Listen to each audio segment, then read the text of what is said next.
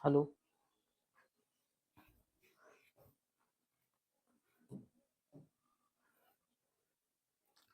Hello everyone, कैसे हैं मेरे प्यारे दोस्तों? उम्मीद है आप लोग बहुत अच्छे होंगे और आपकी तैयारी बहुत अच्छे तरीके से चल रही होगी। दोस्तों, अभी हाल ही में क्या हुआ ना कि अरावली टेक्नीशियन का आंसर की आउट हो चुका है, तो उसमें जो 26 मार्च का फर्स्ट शिफ्ट हुआ था 26 मार्च का जो फर्स्ट शिफ्ट था, उसमें किस तरीके के क्वेश्चंस पूछे गए थे, आइए हम लोग उसका देखते हैं कि किस तरह के क्वेश्चंस पूछे गए और उसका सॉल्यूशन क्या होना चाहिए। क्योंकि आपको मेरे भाई पता होना चाहिए कि जो भी क्वेश्चंस प्रीवियस ईयर पूछे गए हैं, वो आपके पेपर में आने की पूरी पॉसिबिलिटी है। तो आप इस क्वेश्चंस को मिस नहीं कर सकते, स्किप नहीं कर सकते, अदरवाइज आपका सिलेक्शन भी स्किप हो जाएगा। ठीक है, तो चलिए हम लोग देखते हैं किस तरीके से इसको आप सॉल्व कर सकते थे। पहला क्वेश्चन कहता है कि 16, 20 और 30 में प्रत्येक में एक संख्या जोड़ी जाए तो परिणामी संख्या वितत समानुपात में होती है।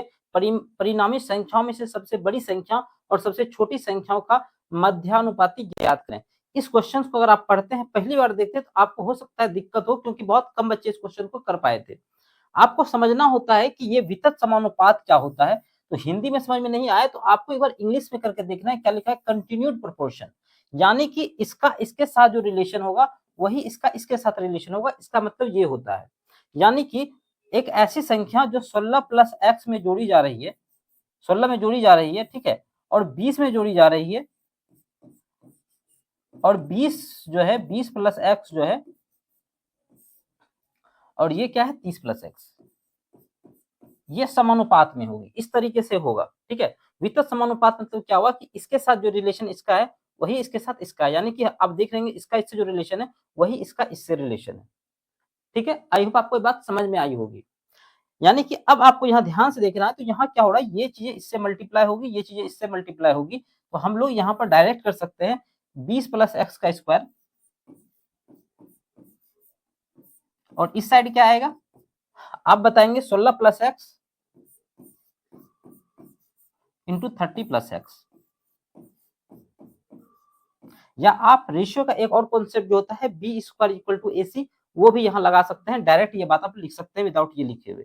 इसको ए प्लस बी का होल स्क्वायर करेंगे तो आप बताएंगे 400 होगा ए का स्क्वायर प्लस बी का स्क्वायर प्लस बी दूनी 40 टू ए बी, ठीक है। और ये क्या होगा 30 गुना 16 116 48, यानी कि 480। और ध्यान से देखेंगे ये 30 इसके साथ मल्टीप्लाई होगा तो 30x, और ये 16 के साथ मल्टीप्लाई होगा तो 16। तो यहाँ हम डायरेक्ट 46x लिख सकते हैं, ठीक है, और plus x into x x square.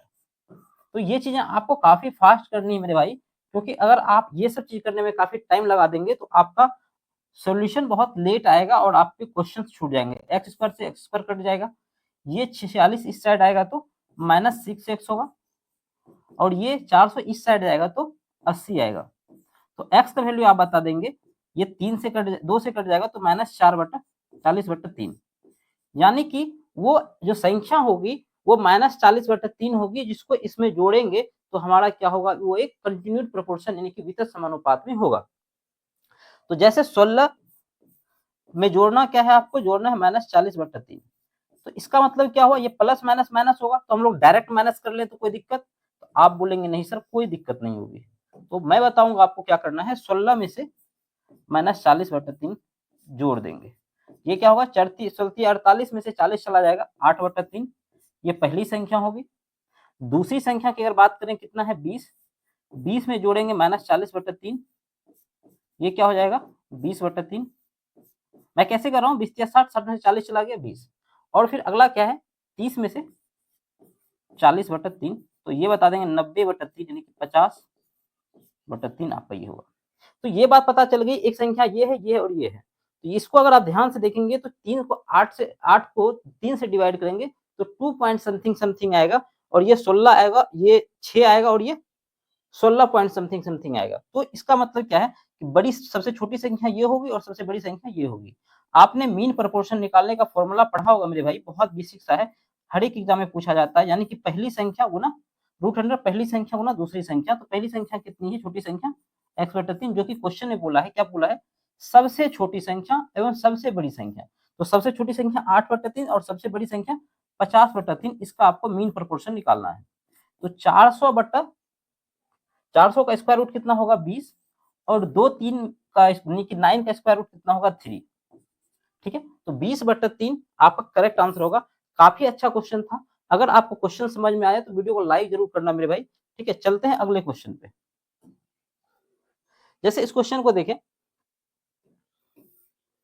बोला क्या गया है कि एक कक्षा में 46 लड़के और 36 लड़कियां हैं। यदि लड़कियों की संख्या में क्रमिक रूप से 25% और 20% की वृद्धि की जाती है तो लड़कियों की संख्या और लड़कों की संख्या कितनी अधिक हो जाएगी। यानी कि कुछ संख्या था, उसे लड़की को बढ़ाया गया, तो आपसे फाइनली पूछा जा रहा है कि टोटल कितना बढ़ जाएगा, कितना ज्यादा हो जाएगी लड़कियां। तो आपको सिर्फ लड़की पे फोकस करना है। लड़की है कितना दिया हुआ, तो आप बताएंगे 36। 36 में कितना बढ़ाना है आपको, 25%। तो 25% को हम लोग क्या लिख सकते हैं, 125/100 यानी कि 25 5/4, यही 25% को 1/4 लिखेंगे, 4 पे 1 बढ़ जाएगा 5/4। और ये 60% की वृद्धि हो रही, 20% की वृद्धि हो रही, यानी कि 120/100। तो आप बोल देंगे कितना होगा, जब 20% 1/5 होता है तो 6/5 भी आप बोल सकते हैं। यह 120/100 भी करके काट के ऐसा लिखा जा सकता था। तो ये 4 से 4 नमा 36, और ये 5 से 5 चला गया। तो जो गर्ल्स अभी बची है वो कितना होगा, 9 का 54, और बॉय है कितने 45, बॉय है कितने 46, सॉरी कितने हैं 46। तो 54 में से 46 चला जाएगा, क्या होगा 8। तो 8 आपका करेक्ट आंसर होगा। यानी लड़कियों की संख्या लड़कों से 8 ज्यादा हो जाएगी बढ़ने के बाद। ठीक है, जो जबकि पहले कम था। तो देख रहे हो भाई किस तरीके से काम हो रही है। अब बोल रहा है बहुलक निकालिए। तो काफी बेसिक क्वेश्चन है, ऐसा कोई एग्जाम नहीं। अगर ये क्वेश्चन भी अगर आपको नहीं आ रहा है तो बहुत दिक्कत वाली बात है। बहुलक बराबर क्या होता है, 3 गुना माध्यिका, जिसको हम लोग मीडियन बोलते हैं। ठीक है, 3 into median plus 2 into mean, यानी कि 2 इंटू माध्य। मैं हिंदी इंग्लिश दोनों बोलते जा रहा हूं ताकि आपको दिक्कत ना हो। तो क्या है, माध्यिका कितना दिया गया है, आप देखेंगे माध्यिका 44 है, 44 गुना 3, और माध्य कितना दिया हुआ है 48.5। तो काफी बेसिक सा बात है। 4 तिया 12, 4 तिया 12 1 13, और ये 48 96 और 1 97। तो ये कितना हो जाएगा 9 2 3 12, और ये 229 क्या होगा आपका करेक्ट आंसर होना चाहिए। क्या हो, मैंने गलती किया क्या, सॉरी हमने क्या किया है, एक यहाँ पर मिस्टेक है। क्या मिस्टेक है, यहाँ पर माइनस होगा। ठीक है, तो यहां से क्या हो जाएगा, यहां से कितना हो जाएगा, यहां से 3 और 5 35। तो 35 आपका करेक्ट आंसर होगा। ठीक है, यानी कि ये फॉर्मूला आपको भूलना नहीं है। ठीक है, मिस्टेक, सिली मिस्टेक देख रहे हैं किस तरीके से है। चलते हैं अगले क्वेश्चन पे। बोला ए किसी कार्य को 5 दिन में पूरा कर सकते हैं, बी उसी कार्य को 50 दिन में पूरा कर सकता है, जबकि बी ने अकेले 10 दिन तक कार्य किया फिर कार्य छोड़ दिया। यानी कि बी क्या हो गया, कार्य छोड़ दिया 10 दिन काम करने के बाद। तो बोलता है ए अकेले शेष कार्य को कितने दिन में पूरा करेगा। तो क्या है ना कि आपको सिंपल सा लिखना है, ए कितने दिन में कर रहा है, आप बताएंगे 5 दिन में कर सकता है, बी उस काम को 50 दिन में कर सकता है। तो हम लोग क्या करते हैं, इसका एलसीएम लेते हैं। तो सिंपल सा बात है, 50 और 5 का एलसीएम 50 होगा। तो ये डे है, अगर इसको इससे डिवाइड करेंगे तो ये इसका इफिशियंसी आ जाएगा। यानी कि 10 यूनिट डेली काम करेगा तो 5 दिन में 50 यूनिट कर पाएगा। अगर 50 यूनिट 50 दिन लगाता है तो 1 यूनिट डेली करेगा, तब जाके ये 50 दिन में काम को कंप्लीट कर पाएगा। तो ये हमारा क्या है, इसकी इफिशियंसी है, पर डे कितना काम, कितना यूनिट काम कर पा रहा है। बी ने अकेले 10 दिन तक कार्य किया। जो ये बी भाई साहब है, ये 10 दिन तक काम किया, तो 10 दिन में बी कितना काम कर लेगा। अगर एक आदमी 1 यूनिट डेली काम कर रहा है तो 10 दिन में कितना करेगा, 10 यूनिट काम कर लेगा। फिर शेष काम छोड़ देता है, और शेष काम को कौन करता है, ए करता है। तो शेष काम होगा कितना, टोटल काम था कितना 50, ये जो 50 है, 50 में से 10 चला जाएगा तो 40 बचेगा शेष काम। अब 40 काम करवाना है, और ए जो है ना वो डेली 10 यूनिट काम कर रहा है, तो काम कितने दिन में कंप्लीट होगा। तो आप बता देंगे कि 10 होगा 40, तो 4 दिन क्या होगा आपका करेक्ट आंसर होगा, जो कि काफी आसान क्वेश्चन था मेरे भाई। ठीक है, आई होप आपको समझ में आया होगा। चलते हैं अगले क्वेश्चन पे। एक दुकानदार पंखे का मूल्य उसके लागत मूल्य से 36% अधिक अंकित करता है, और लागत मूल्य से 36% अधिक अंकित करता है, अंकित मूल्य पर 25% की छूट देता है। यदि उसे 169 का लाभ प्राप्त होता है तो पंखे का अंकित मूल्य क्या है, आपसे पूछा गया है। कई बार यहाँ क्रय मूल्य पूछा जाता है, लेकिन क्वेश्चन में थोड़ा सा चेंज किया है, ठीक है। आपको समझना है कि अगर मान के चलते हैं 100 रुपए इसका सीपीओ, तो वो इसको बना के कितना एमपी कितना रख रहा है, 36% अधिक, तो 136 क्या है इसका एमपी है, यानी कि मार्क प्राइस। ये सीपी है, ये एमपी है, यानी कि मार्क प्राइस अंकित मूल्य। इस अंकित मूल्य पे 25% छूट देता है, तो ये 25% छूट देने के बाद क्या होगा, एसपी आएगा, यानी कि इतने पे सामान बिक रहा होगा। 36 का 25% छूट देंगे तो 136 का 25% छूट का मतलब वो बेच रहा होगा 75% में, यानी कि 3/4 में बेच रहा होगा। तो 4 तिया 12 और 4 चौका 16, जब 3 को इससे मल्टीप्लाई करेंगे तो 3 चौक 12, 3 तिया 9, 102, ठीक है। 102 रुपए में वो बेच रहा है। हम लोग 100 मान के कर रहे थे, हमने 100 रुपए माना और वो बेच कितने में रहा है 2, तो ये 2% का वैल्यू कितना है, या इस 2 का वैल्यू कितना है, इस 2 का वैल्यू है कहाँ पे, कितना रुपए का लाभ मिलता है 179। और आपसे पूछा है मार्क प्राइस यानी कि अंकित मूल्य, तो आपसे 136 का वैल्यू बताना है। मैंने कई बार आपको बताया होगा, आपने अगर मेरे से पढ़ा है, कई बार बताया है कि अगर इस तरीके से दिखे तो हम लोग इसको इससे काट सकते हैं, इसको इससे काट सकते हैं। अगर हम लोग देखें इस एक का वैल्यू कितना होगा, ये 6 और ये 8। एक यूनिट का वैल्यू अगर 157 है, 179 है, तो 60 इतने का वैल्यू कितना, 68 का, तो 179 इंटू आप 68 करेंगे, ठीक है। 9 8 72 हमें 2 दिख रहा है, तो यूनिट डिजिट 2 कहाँ पे दिख रहा है, सी नंबर ऑप्शन आपका करेक्ट होगा। बाकी मेरे भाई अगर आप ऐसे नहीं करना चाहते हैं तो आप लिखेंगे 179, ये 2 का वैल्यू है और आपको निकालना कितना है 136 का, तो आप इसको भी सॉल्व कर ले जाएंगे, तब भी आपका करेक्ट आंसर होगा। लेकिन अगर इस तरीके से लिखते हैं तो कई बार चीजें बहुत आसानी से हो जाती है, ठीक है। तो आपको यूनिट डिजिट करके आंसर लगा सकते थे। बोला गया एक समलंब की 2 समांतर भुजाओं में से एक की लंबाई 8 सेंटीमीटर है, जबकि समांतर भुजाओं में से इसके एक युग्म की भुजा की लंबाई इन समांतर भुजाओं के बीच की दूरी के बराबर है। जब इस समलंब चतुर्भुज की बात करते हैं हम लोग, तो इसका मतलब क्या होता है कि इस तरीके का एक चतुर्भुज होगा, ठीक है। जब भी इसका एरिया निकालते हैं हम लोग तो कैसे निकालते हैं, ये होता है 1/2 समलंब का, समलंब चतुर्भुज का क्षेत्रफल क्या होता है, समलंब का क्षेत्रफल ये होता है 1/2 समांतर भुजा जो होगी उसका योग, यानी कि इसका और इसका योग करेंगे, समांतर भुजाओं का योग,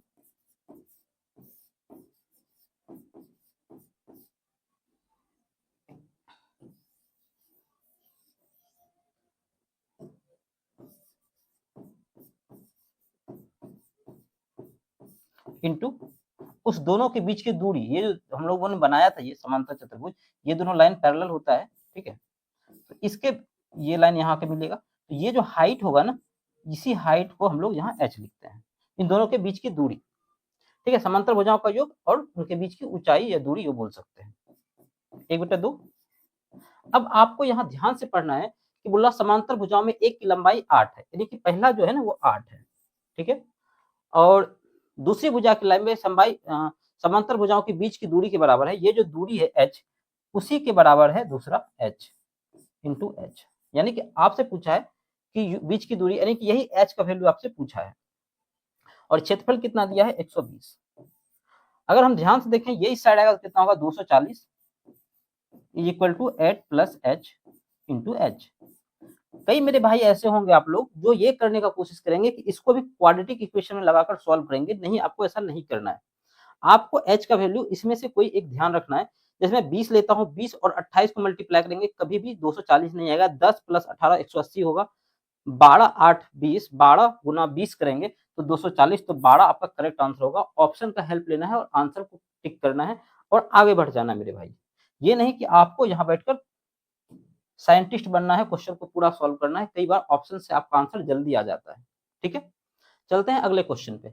बोलता है एक बिक्री के दौरान 50% माल कितना 50% माल ये कितने पे कर रहा है, 40% पे प्रॉफिट पे सेल कर रहा है। उसके बाद शेष का अगर 50 सेल कर चुका है तो 50 ही बचा होगा, 50 का 40%, 5 का 20, तो 20 आएगा, ठीक है। 0 से 0 मन में काट लेना आपको। 20% जो माल है ये इसको बेच रहा है कितने पे 13% के प्रॉफिट पे। अगर आप ध्यान से समझेंगे तो मैंने आपको परसेंटेज क्लासेस में बताया है कि दुनिया की सारी चीजें अपने आप में 100% है, तो जो माल होगा वो टोटल अपने आप में 100% होगा, जिसमें हमने 50, 20, 70 बेच लिया तो 30% माल अभी भी बचा हुआ होगा। तो इस 30% को क्या बोला गया, इसको बेचा गया -32% के हानि पर। अगर आप ध्यान से देखेंगे ये कुछ और नहीं, यहाँ पर आप एवरेज का कॉन्सेप्ट लगा देंगे तो ये 0 से 0, 0, 0, यानी कि अगर हम माल समझ लें कि इतना है और वेटेड एवरेज लगाएंगे 5 चौके 20, ये 200, ये 13 दूनी 26 और ये 96, किसमें, माइनस में। क्या होगा यहाँ पे 26 और माइनस में 96, और ये बट जाएगा क्योंकि ओवरऑल आपसे पूछा है लाभ होगा या हानि होगा, तो लाभ ही होगा, ठीक है, क्योंकि लाभ यहाँ लिखा हुआ भी है। और साइन बट किस में जाएगा, 5 2 7 3 10, 10 में बट जाएगा। अब आपको इसको सॉल्व करना मेरे भाई।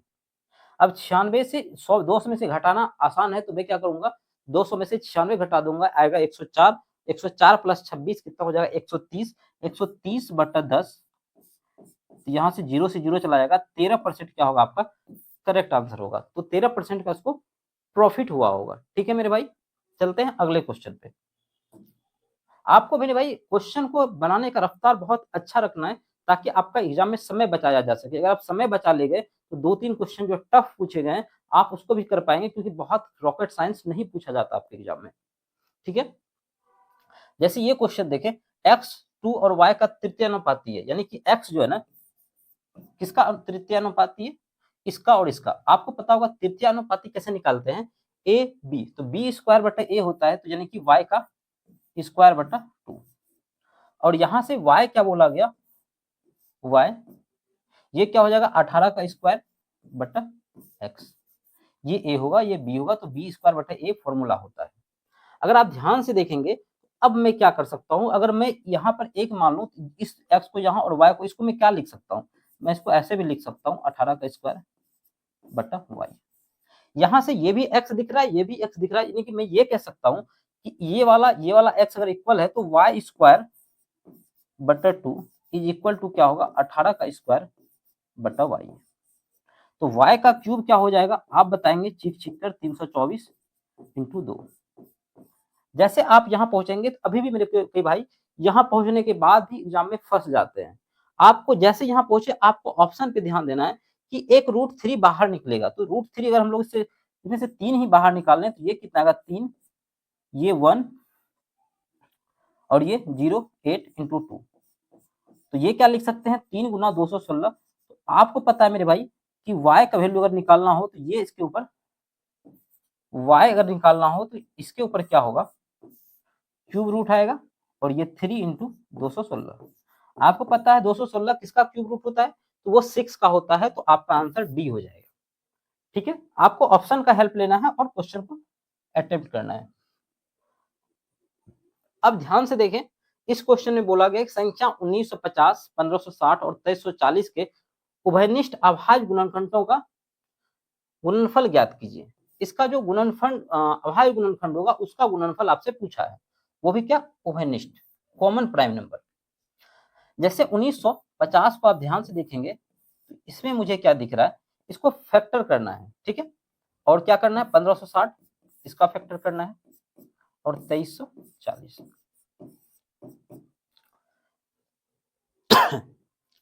अब एक ध्यान से देखेंगे इस नंबर को, तो ये किससे जा रहा है, ये 5 से जा रहा है, साथ ही साथ ध्यान से देखेंगे ये 13 से भी जा रहा है, 13 13 13 50 65, तो यानी कि ये 13 से तो होना ही चाहिए। तो जो भी आंसर होगा उसका गुणनफल में 13 आना चाहिए, तो 36 वाला आंसर नहीं हो सकता, 240 200 480 वाला आंसर नहीं हो सकता, यानी कि आपका आंसर या तो ये होगा या तो ये होगा। ठीक है, और अगर 13 हमने निकाल लिया तो बच कितना जाएगा, 13 1 13 13 50 65, यहाँ पर कर लेते हैं हम लोग 13 1 13 13 50 65, तो और क्या आएगा 5। ठीक है, बच जाएगा 30, तो 3 गुना 2 गुना ये 5 का स्क्वायर हो जाएगा। ठीक है, 25 और 6, ये ठीक है, यहां तक कोई दिक्कत वाली बात नहीं है। क्या यहां तक करने के बाद आंसर पे क्लिक किया जा सकता है, तो हाँ किया जा सकता है, क्योंकि 3 भी होना चाहिए, तो 520 में 3 नहीं है, क्योंकि इसमें 3 दिख रहा है, तो आपका यही आंसर होना चाहिए। ठीक है, बाकी इसको हम लोग पूरा भी करके देख लेते हैं। जैसे ये भी, इसमें भी 13 दिख रहा है हमको, 13 का 13 और ये 13 का 13 बच जाएगा 2, 13 26, ये इतना आ गया। ये 15 8 20 से होता है, तो 2 का क्यूब गुना 3 गुना 5। इसको ध्यान से देखेंगे तो 13 का 13 क्या 13 से जा रहा है, और 13 8 74 से 180, तो 13 तो होगा ही होगा, ठीक है। उसके बाद 180 को हम लोग कैसे ब्रेक कर सकते हैं, तो 180 को 15 8 15 गुना 12 180 होता है ना। तो क्या लिख, ऐसे हम लोग कर भी लेते हैं, 90 लिखते हैं तो 16 पंचा, अच्छा हम लोग, ठीक है। इस 180 को आप कैसे फैक्टर कर सकते हैं, ऐसे तो करने का ऐसे बच्चे की तरह कर सकते हैं, लेकिन वैसे नहीं करना। अच्छा कर ही देते हैं, 2 का कितना हो जाएगा, 2 का स्क्वायर 2 का क्यूब 8, 2 का स्क्वायर कितना हो जाएगा, बच जाएगा, अब ये बच जाएगा 45, तो 3 का स्क्वायर और ये 5, ठीक है। 9 5 45, 45 गुना 4 180। तो हम लोगों ने इसका प्राइम फैक्टर कर लिया, लेकिन आंसर सिर्फ इतना सा भी करने के बाद 1950 को फैक्टर करके भी आंसर तक किया जा सकता था और अपना समय आप बचा सकते थे, ठीक है मेरे भाई। अब इसको आपको निकालना है इसका मल्टीप्लीकेशन। तो 13 तो आएगा ही, कॉमन सब में है, 2 सब में दिख रहा है, 3 सब में दिख रहा है और 5 भी सब में दिख रहा है। 5 या 15 30, 30 गुना 13 390 आपका करेक्ट आंसर होगा। इस क्वेश्चन का भी अगर आप कैलकुलेटिव कहते हैं तो आप गलत कह रहे हैं, क्योंकि आप ध्यान से देखेंगे, अगर आपका अप्रोच सही है तो आप सिर्फ 1950 का फैक्टर करके भी आंसर तक पहुंच सकते थे, आप क्लिक कर सकते थे, जिसमें कि आपका 10 से 15 सेकंड भी नहीं लगता। बोला गया इसका मान बताइए, तो जैसे ही आपको ब्रैकेट दिखे तो पहले ब्रैकेट का छोटा वाला ब्रैकेट कहाँ दिख रहा है, यहाँ दिख रहा है, तो इसका काम करते हैं। ये 5 होगा, 5 या 15, 15 और 7, 15 7 22, 22 में से 4 चला जाएगा 18, तो यहाँ पर क्या आएगा 18, ठीक है। अब यहां से देखेंगे ये 7 है और ये ब्रैकेट छोटा वाला, और यहाँ पे कितना बचेगा 10 माइनस 3 और ये 36। आपको कम लिखना मेरे भाई, ठीक है। ये 10 दिख रहा है, ये 18 में से 7 चला जाएगा तो बचेगा कितना 11, और किसमें बचेगा माइनस में, माइनस 11 गुना 3 करेंगे तो माइनस 33, और 33 माइनस माइनस प्लस हो जाएगा 33, तो कितना हो जाएगा 33, तो ये कितना हो जाएगा 36 माइनस 43, तो -7 क्या होगा आपका करेक्ट आंसर होगा, जो कि ऑप्शन सी दिखाई दे रहा है, ठीक है। कुछ तो बोलो मेरे भाई, समझ में आ रहा है कि नहीं आ रहा है, आप लोग कमेंट जरूर किया करें कि आपको क्वेश्चन समझ में आता है या नहीं आता है। जैसे देखें इस क्वेश्चन को, यदि किसी बेलन का पार्श्व पृष्ठ क्षेत्रफल इतना दिया 14 मतलब 140.1 दिया है, उसकी ऊंचाई इतनी दी गई है, तो आयतन ज्ञात करें, और पाई का वैल्यू कितना लें, आपको बोला गया है ये। जैसे आपको ये दिया गया तो आप ध्यान से देखें, क्या इसका कोई मल्टीपल ये है, तो बिल्कुल नहीं है, तो ये क्वेश्चन काफी कैलकुलेटिव होगा, ना ही ये 11 का मल्टीपल है।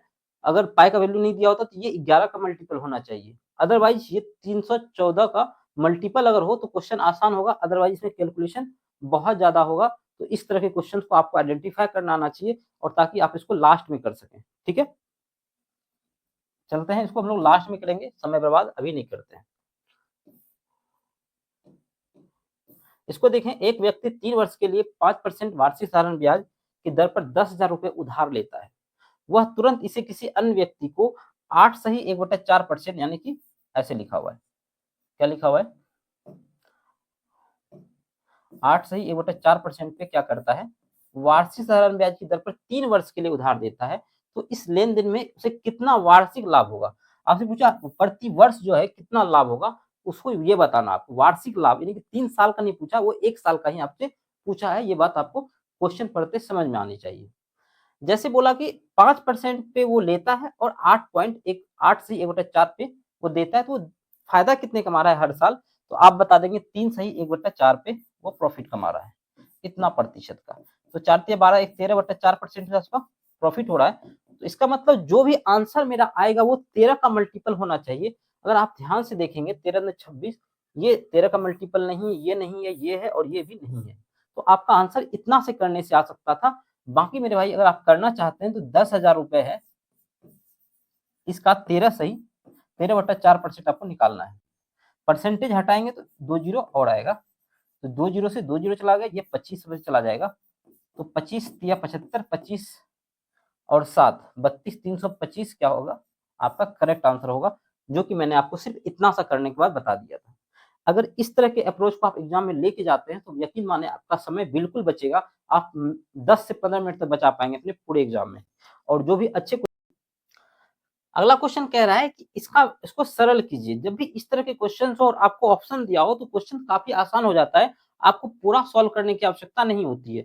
जैसे आप देखें सब में जेड अलग अलग है, तो सिर्फ अगर हम जेड पे फोकस करें तो ये क्या होगा, 25 जेड स्क्वायर होगा पहला, ठीक है। उसके ए माइनस बी का होल स्क्वायर यहाँ लगेगा, ए माइनस बी का होल स्क्वायर यहाँ लगेगा, ए प्लस बी का होल स्क्वायर लगेगा, उसमें से ये घटेगा।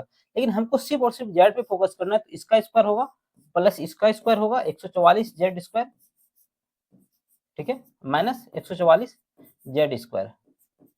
आप देखेंगे जिससे ये कट जाएगा माइनस से माइनस, तो 25 जेड स्क्वायर आपका ऑप्शन में होना चाहिए। कौन सा ऑप्शन दिख रहा है, ऑप्शन सी दिख रहा है। इससे ज्यादा ये क्वेश्चन डिजर्व नहीं करता है, ठीक है। चलते हैं अगले क्वेश्चन पे। बोला गया एक मशीन के मूल्य में पहले 20% की कमी की जाती है, फिर उसमें 25% की वृद्धि की जाती है, अंत में 10% की कमी की जाती है, इसके मूल्य में समग्र प्रतिशत परिवर्तन कितना होगा। 20% की, या तो आप इसमें सक्सेसिव लगाएं, मैंने आपको सक्सेसिव सिखाया है, या आप इसमें रेशियो मेथड लगाएं। आप ध्यान से देखेंगे कि 20% की कमी की जा रही है, यानी कि 100 से कितना हुआ होगा, वो 80 हुआ होगा, यानी कि हम बोल सकते हैं वो 5 से 4 हुआ होगा। ये मैंने मेंटली कट कर लिया। या फिर आप 20 को कितना लिखते हैं, 1/5 लिखते हैं, तो 5 से कितना हो गया होगा, 1 कम, यानी कि 5 से 4 हुआ होगा। फिर 25% की वृद्धि, 100 से 125, तो 25 से काटेंगे तो ये 4 से फिर 5 हुआ होगा, ठीक है। फिर 10% की कमी, यानी कि 10 से क्या हुआ होगा, 9 हुआ होगा। तो मैंने बताया है आपको कि जब भी रेशियो में होती है तो ये चीजें मल्टीप्लाई होती है, ये चीजें मल्टीप्लाई होती है। लेकिन ध्यान से देखें तो ये 5 से 5 चला जाएगा, ये 4 से 4 चला जाएगा, यानी कि 10, अब ये सब 10 के साथ एक मल्टीप्लाई होगा तो 10 और ये 9, तो कितने का कमी हो रहा है, 1 का कमी हो रहा है 10 पे, तो 1/10 कितना होता है, आप बताएंगे 10% डिक्रीज कर जाएगा, ठीक है। 1/10 को हम लोग क्या लिखते हैं, 1/10, अब परसेंटेज निकालना है, 100 से मल्टीप्लाई करते हैं, परसेंटेज का साइन लगाते हैं, तो ये 0 से 0 चलाएगा, 10% आएगा। 1/10 का फ्रैक्शन वैल्यू 10% होता है, ठीक है। आसान क्वेश्चन था, ये भी क्वेश्चन काफी आसान है, छोटा बच्चा भी कर देगा। बोला 3 संख्याओं का औसत कितना है, 20 यदि 2 संख्याएं इतनी तो तीसरी संख्या, तो 20 दिया 60, 60 में से घटाना क्या है 33, ठीक है, तो ये कितना आ जाएगा 27। किसी संख्या के एक तिहाई में 87 जोड़ने पर कितना प्राप्त होता है, तो मूल संख्या के अंकों का योगफल बताइए। या तो आप x मान के करें, जो कि बच्चा वाला तरीका है। बाकी मैं आपको एक बात समझाता हूँ कि 1/3 जो जोड़ते हैं वो 87, वो 107 प्राप्त होता है। तो 103 मतलब की संख्या 1/3 प्लस 87 107 के बराबर, यानी कि हम लोग ये बोल सकते हैं संख्या का 1/3 जो होगा ना, वो कितना होगा, वो होगा इसमें से ये चला जाएगा, कितना होगा 20। तो संख्या क्या होगा, एक का वैल्यू कितना होगा 60, और इसका योग पूछा है तो 6 और 0 का योग कितना होगा 60। आप ऐसे नहीं करना चाहते मेरे भाई, तो ये चीजें काफी बेसिक से भी आप कर सकते हैं। x का 1/3 प्लस 87 इज इक्वल टू 107। यहां से आप x निकालेंगे तो यहां से भी आपका x 60 आएगा, तो आप ऐसे भी कर सकते हैं, ठीक है। बोला गया 7/2 इतना इतना का दशमलव रूट क्या होगा। आप ऑप्शन ध्यान से देखेंगे तो 32.15 तो नहीं हो सकता, क्योंकि सारी चीजें प्लस में, 32.5 तो यही, इससे आंसर बड़ा होना चाहिए, ठीक है। अगर आप देखेंगे तो वो उतना मुश्किल है नहीं, 32.5 है, ये 7 को 2 से डिवाइड करेंगे तो 3.5, 1.245 प्लस 3/4 कितना होता है 75, 0.75। अगर आप ध्यान से देखें 32, 3, 35, 1, 36, और ये सब छोटा छोटा जो 37 से थोड़ा ज्यादा होगा, तो 37 पॉइंट समथिंग है, 39 तो कभी नहीं आ सकता, तो 37 होगा, 37.995। ठीक है, पूरा करने की आवश्यकता नहीं है, पूरा करने में पूरा कर सकते हैं, उसमें कोई दिक्कत वाली बात नहीं है, काफी आसान क्वेश्चन है। ये सब चीजें मैं इसलिए करवा रहा हूँ ताकि आपको समझ में आए कि क्वेश्चन किस तरीके से आपको एग्जाम में अटेम्प्ट करना है, अदरवाइज काफी क्वेश्चन आसान भी है। ठीक है, अब जैसे देखें ये क्वेश्चन है, तो मैंने आपको बोला सबसे पहले छोटे वाले को काम करते हैं। तो जैसे यहाँ दिख रहा है 6 × 18 और यहाँ 24 दिख रहा है, यहाँ 36, 18 को 36 से डिवाइड करेंगे 2 आएगा, 2 और 24 कितना होगा, 26। ये वाला जो पूरा का पूरा माल है ये 26 आया।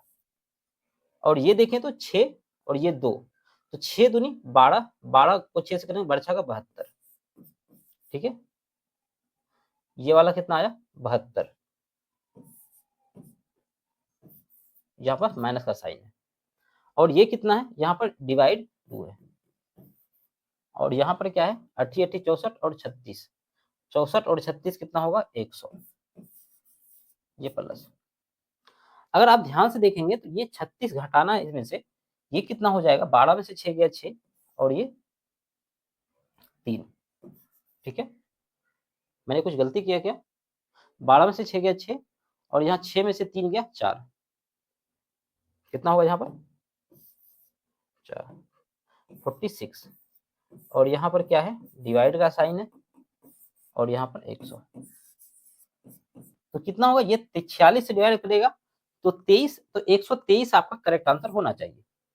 अगर आप मेरे भाई थोड़ा सा मिस्टेक यहाँ पर करेंगे तो आपका आंसर कुछ और आ जाता, 100 + 40 46 का आधा 73 होता, जो कि आंसर नहीं होगा। आपको अगर ये ब्रैकेट के बाद डिवाइड दिया तो सिर्फ इस पार्ट को आपको डिवाइड करना है। ठीक है, चलते हैं नेक्स्ट क्वेश्चन पे। अगला क्वेश्चन कहता है कि ए बी सी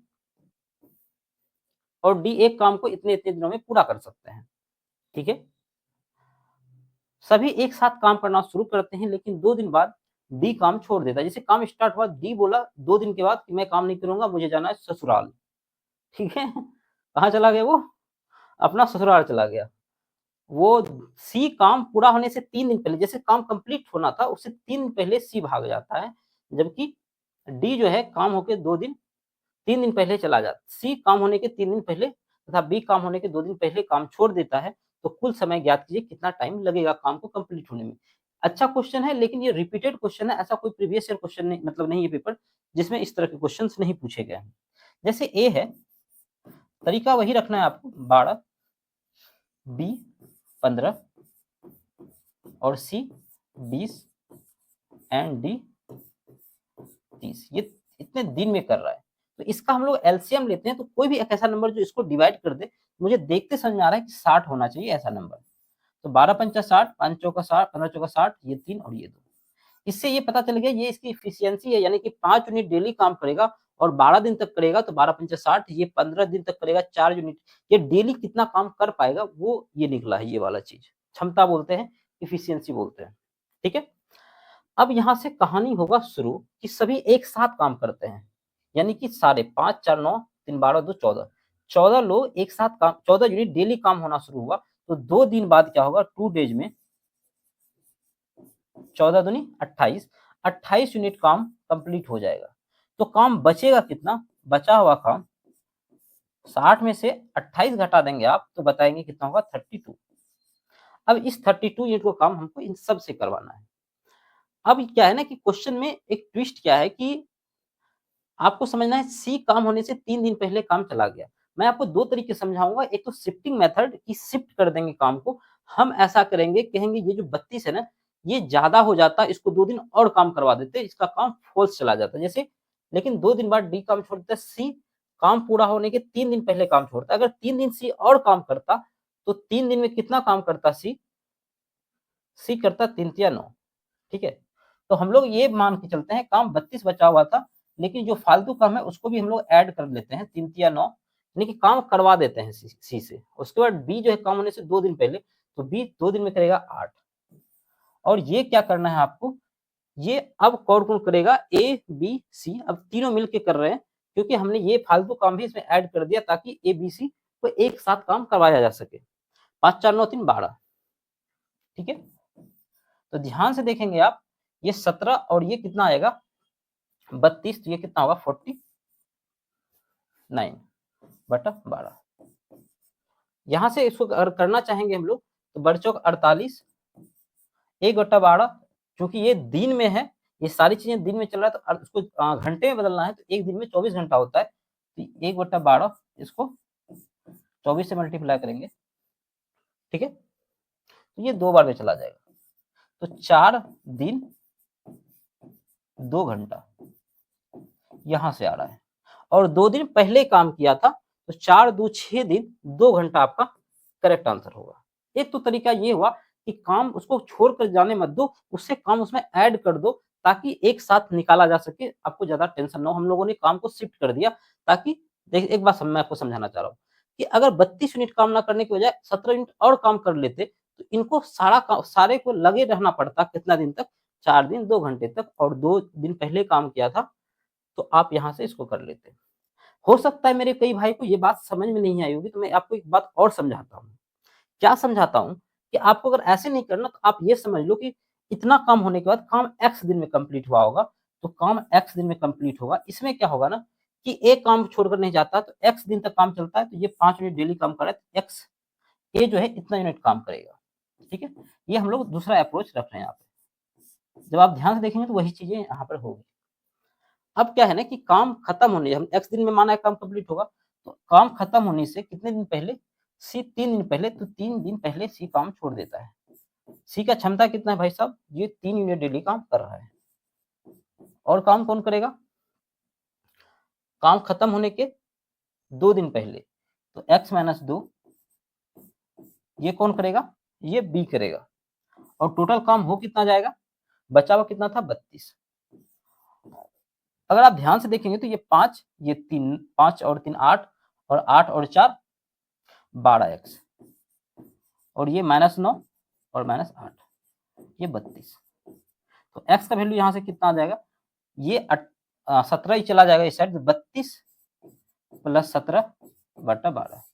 अगर आप ध्यान से देखेंगे मेरे भाई, तो वही चीज हमने पहले कर दिया था, ये चीज हमने मेंटली कर ली कि काम को अगर करवा दिया जाता तो क्या होता, तो इस तरीके से कर सकते थे। अगर अदरवाइज आप x मान के इस तरीके से कर सकते हैं, इसमें आपका टाइम ज्यादा जाएगा, लेकिन वो तरीका आपको एग्जाम में जल्दी क्वेश्चन करवा कर दे जाएगा। जब भी काम समय होने से पहले छोड़कर चले जाए, तो आपको ये अप्रोच रखना है, ठीक है मेरे भाई।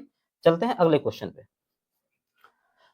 जब भी इस तरह का क्वेश्चन दिखे तो कुछ नहीं करना आपको, देख रहे हो ऑप्शन भी अलग अलग है, तो वैल्यू कोई भी रख लें, 45 रख लेते हैं, 4 10 45 का वैल्यू 1 होता है, 1 का स्क्वायर 1 ही हो जाएगा, 10 का भी 1 होता है, 1 का स्क्वायर 1, और इसका कितना होता है √2, तो ये 2 हो जाएगा, और ये √2 होता है, ये भी 2 हो जाएगा। यानी कि थीटा का वैल्यू हम लोगों ने कितना रख लिया, 45 डिग्री। ये कितना हो जाएगा, 4 1 5 1 6, 6 में से 4 चला जाएगा, तो आप बताएंगे 2 क्या होगा, करेक्ट आंसर होगा। बोला 120 मीटर और 180 मीटर लंबाई की 2 ट्रेनें 60 किलोमीटर प्रति घंटा और 75 की चाल से विपरीत दिशा में चल रही है, वो एक दूसरे को पार करने में कितना सेकंड लगाएगी। तो टोटल टाइम पूछा है, तो टाइम क्या होता है, डिस्टेंस अपॉन स्पीड।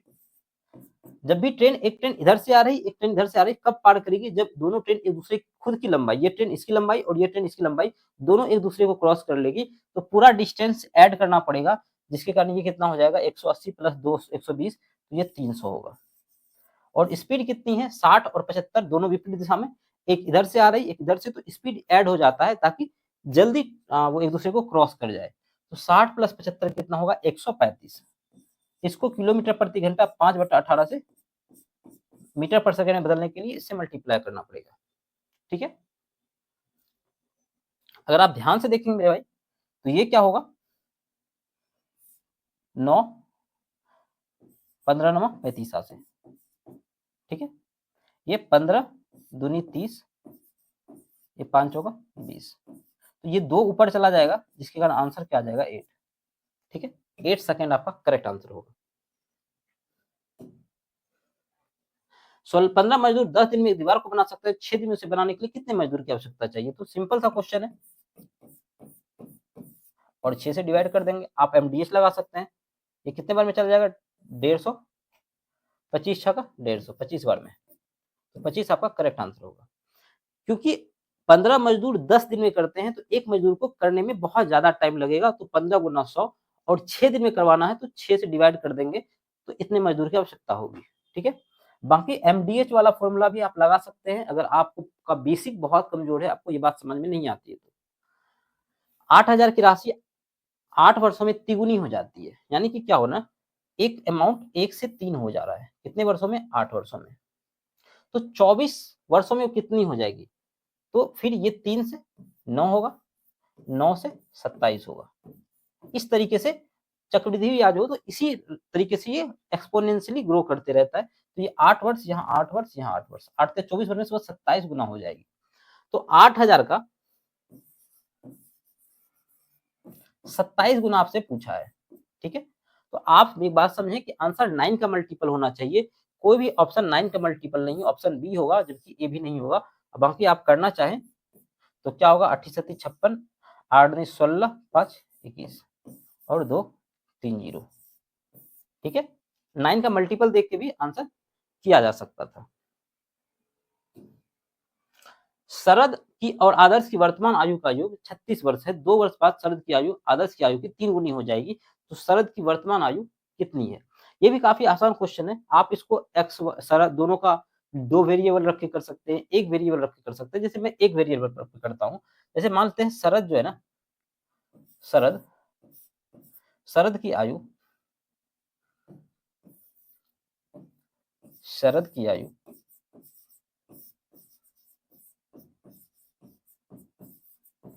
अगर मैं शरद की आयु, ठीक है, अगर मैं शरद की आयु मान लू एस है, ठीक है, तो आदर्श जो होगा, आदर्श, ठीक है, इसकी आयु कितनी हो जाएगी, 36 माइनस एस, क्योंकि इस दोनों को ऐड करेंगे फिर भी 36 आ जाएगा।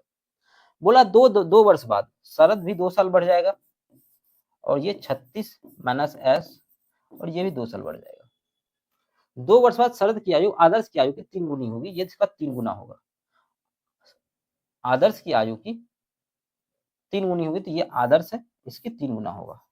इक्वल का साइन लगा देंगे, तो S minus 2 is equal to 36 दिया 108 माइनस 3s प्लस 6, ये 3s इस साइड आएगा तो 4s इज इक्वल टू, ये इस साइड चला जाएगा, 2 इस साइड आएगा तो माइनस होगा तो 4 हो जाएगा, ये वाला 4, और 108 प्लस 4 112, जब 4 से काटेंगे 4 ने 8, बच जाएगा कितना, 3 4 8 32, तो 28 वर्ष शरद की आयु होगी, जो कि ऑप्शन सी दिख रहा है। ठीक है मेरे भाई, ऐसे कर सकते हैं आप, एक्स वाई दोनों मान के कर सकते हैं, जैसे करना है वैसे कर सकते हैं। आप ध्यान से देखेंगे 314 सेंटीमीटर पृष्ठीय क्षेत्रफल वाले गोले की त्रिज्या पूछा है, और देखेंगे 314 यहाँ भी दिख रहा है, 314 यहाँ भी दिख रहा है, तो ये काफी आसान है, इसमें कैलकुलेशन ना के बराबर है। जैसे 4 पाई का वैल्यू कितना बोला है, 3.14, क्या होता है, गोले का पृष्ठ क्षेत्रफल होता है 4 पाई आर स्क्वायर, मैं ये लगा रहा हूँ, ठीक है, गोले का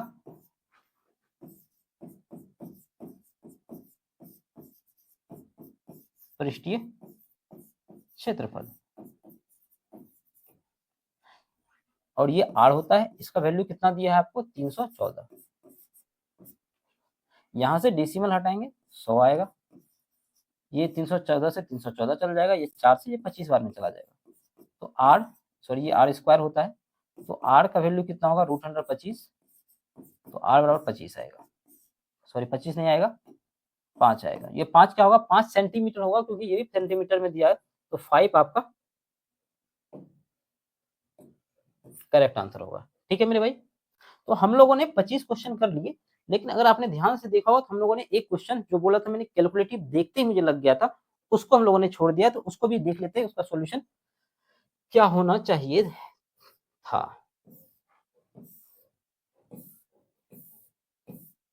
बाकी इसका अगर पीडीएफ चाहिए आपको, तो नौकरी पाठशाला टेलीग्राम पे या व्हाट्सएप ग्रुप पर आप कहीं पर जुड़ जाएंगे, तो इसका आपको पीडीएफ मिल जाएगा, तो आपका समय बच जाएगा, आपको सारा सॉल्यूशन देखने की आवश्यकता नहीं होगी।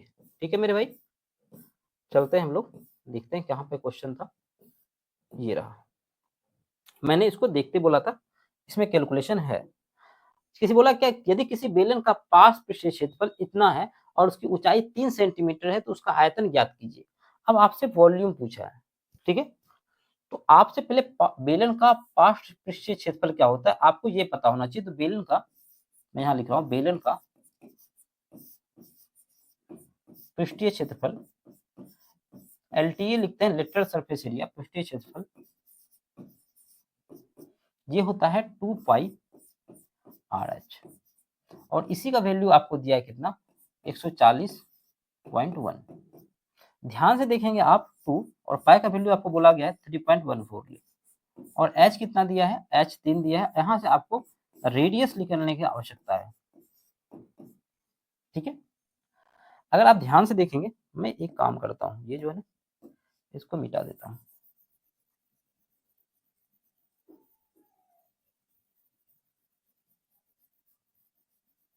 ताकि दिक्कत ना हो। अब आप ध्यान से देखेंगे मेरे भाई, ठीक है, ये कितना होगा 6 होगा, 3 दूनी 6 और 6 को इससे मल्टीप्लाई करेंगे तो r इज इक्वल टू क्या होगा 1401, 6 चौक 6 छक 84 और ये 3 दूनी 6, 6 सॉरी 6 तिया 18, यहाँ पर क्या होगा 18.84। अब भी देखें आप, इसमें कैलकुलेशन कितना है कि आपको यहाँ से डेसिमल हटाएंगे, ये नीचे से एक डेसिमल ऊपर चला जाएगा, तो आपको सॉल्व करना है कितना है 140 10 18 84 को डिवाइड करना है, ठीक है। अगर आप 10 बार में देखें तो ये 18,840 होना चाहिए, जो बहुत बड़ा हो जाएगा, तो आप यहाँ से अंदाजा लगाएंगे कि ये कितने बार में जा रहा होगा, ठीक है, कितने बार में जा रहा होगा। जैसे 18 7 26 से 18 8 44 से अगर ये 7 बार में जाए, 8 बार में तो बहुत ज्यादा चला जाएगा, 18 8 से करेंगे तो 18 8 44 से 144 आएगा, तो 7 बार में हम लोग देख सकते हैं। 30 80 56 18 8 44 से 80 70 56 7 17 18 17 26 से, तो 7 बार में जाएगा, ये 7 पॉइंट समथिंग समथिंग आएगा। तो आपको जब भी ऐसे दिखे तो मैं चाहूँ तो कर दूंगा धीरे धीरे करके, बट आपको करना क्या है कि आपको डिवाइड ही कर लेना है 140.10। डेसिमल तो हम लोगों ने हटा दिया था, तो मैंने बोला 7 बार में जाएगा तो कितना होगा 7 चौका 28, 28 सत्ती 56 2 58, बच कितना जाएगा 5, 18 सत्तर 26 से 126 प्लस 5 131, 131, ठीक है। अब आपको घटाना है, ध्यान से देखेंगे, ये इसके साथ है, ये इसके साथ, ये इसके साथ, ये इसके साथ, ये इसके साथ, ये 2 बार में जाएगा और ये 2 यहाँ पे 0 बचेगा, तो 8 में 2, ये 9 में से 1 गया 8 और ये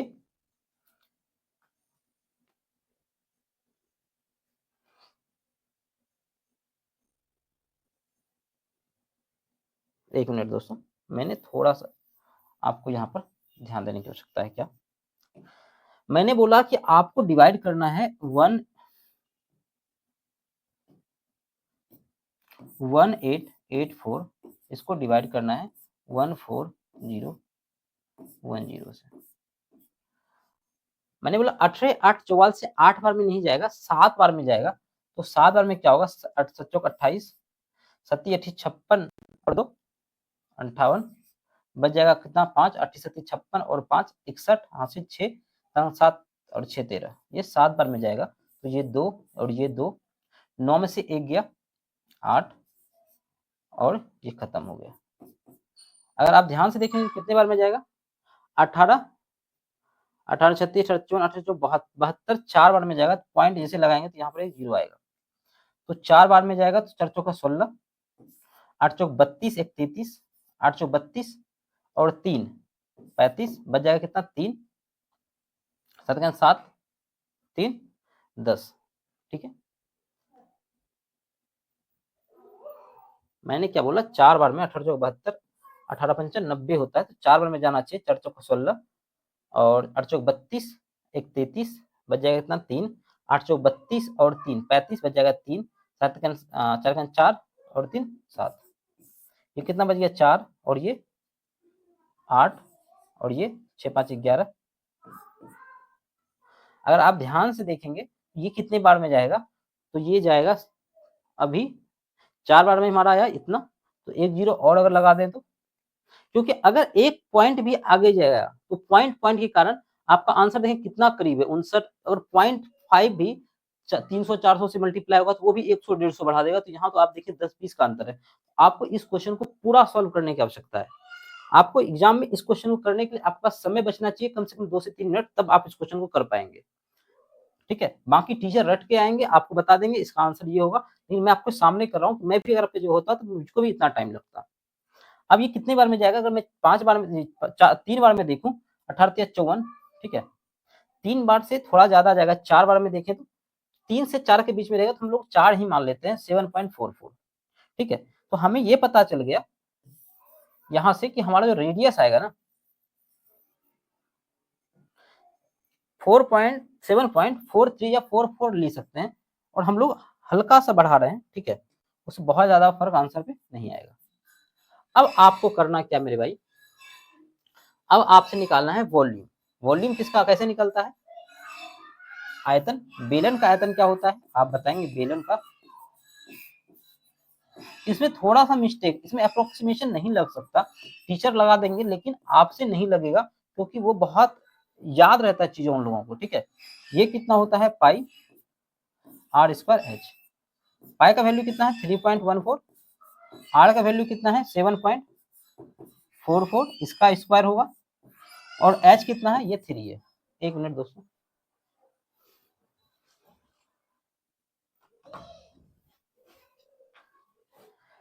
इसको आपको सॉल्व करना है। जैसे देखेंगे यहाँ से, इसको अभी भी सॉल्व करना फिर इससे मल्टीप्लाई करना काफी मुश्किल है।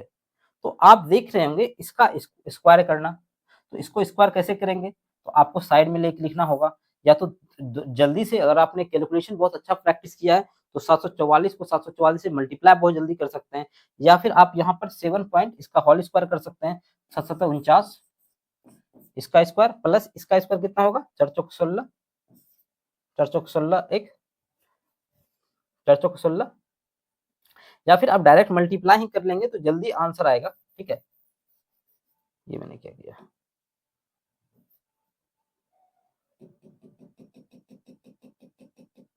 ठीक है, आपको करना क्या है? 744 का 744 इसको स्क्वायर करना है। ठीक है, फिर 3 से मल्टीप्लाई करना, फिर इससे मल्टीप्लाई करना। अभी भी कैलकुलेशन काफी है, आपसे थोड़ा सा आप सोचेंगे 7.4 रख देंगे, वो भी ये 9 से मल्टीप्लाई होगा ना, तब भी वो बहुत बड़ा नंबर लेके आ जाएगा। तो आपको इसको पूरा सॉल्व करना है। आई होप इसका आंसर 520 है। आप इसका आंसर बताएंगे कि आपका आंसर आया या नहीं आया। ठीक है, तो हम लोगों ने सारे क्वेश्चंस देख लिए। ठीक है, मैं चाहूँ तो कर दूंगा, लेकिन वो टाइम वेस्टिंग है। क्वेश्चन में कैलकुलेशन है और आपको कैलकुलेशन करना पड़ेगा, उसका कोई सॉल्यूशन नहीं है। ठीक है, तो हम लोगों ने सारे क्वेश्चंस आज देख लिए। 6 का जो है फर्स्ट शिफ्ट में आया हुआ। तो आई होप आपको वीडियो पसंद आया होगा। अगर वीडियो पसंद आया है तो वीडियो को लाइक करेंगे, चैनल को सब्सक्राइब करेंगे और अपने दोस्तों के साथ शेयर जरूर करेंगे। धन्यवाद।